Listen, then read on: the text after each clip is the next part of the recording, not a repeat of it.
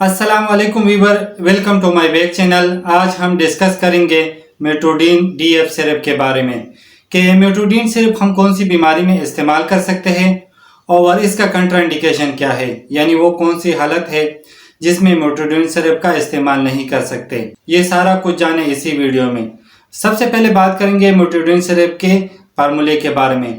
तो इसके अंदर मेट्रोनिडाजोल प्लस हाइड्रोक्साइड पाया जाता है और जिन लोगों को मोशन हो या आंतों के अंदर इन्फेक्शन हो तो ऐसी कंडीशन में मेटोडीन डीएफ सिरप का इस्तेमाल करवाया जाता है। मेटोडीन डीएफ सिरप का इस्तेमाल ज़्यादातर बच्चों में होता है और इसके अलावा जिन लोगों को डायरिया हो तो ऐसी कंडीशन में भी मेटोडीन डीएफ सिरप का इस्तेमाल करवाया जाता है।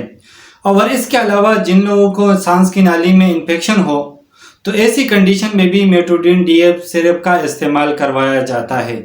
और इसके अलावा बैक्टीरियल इन्फेक्शन को ख़त्म करने के लिए मेटोडीन डीएफ सिरप का इस्तेमाल करवाया जाता है। और इसके अलावा अगर पेट में मरोड़ हो तो ऐसे कंडीशन में भी मेटोडीन सिरप का इस्तेमाल करवाया जाता है।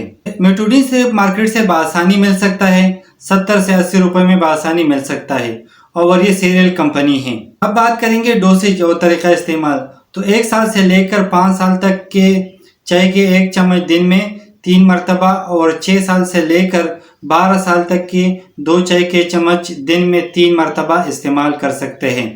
लेकिन बेहतर यह है कि डॉक्टर की हिदायत के मुताबिक इस्तेमाल करें और इस्तेमाल से कबल बोतल को अच्छी तरह हिलाएं।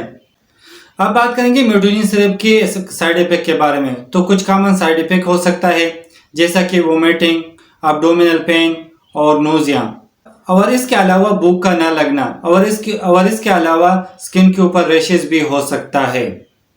अब बात करेंगे मेटोडीन सिरप की कंट्राइंडिकेशन, यानी वो कौन सी हालात है जिसमें मेटोडीन सिरप का इस्तेमाल नहीं कर सकते। तो ऐसे मरीज जिनको को मेटोडीन डीएफ सिरप के वजह से एलर्जी हो तो ऐसी कंडीशन में मेटोडीन सिरप का इस्तेमाल ना करें।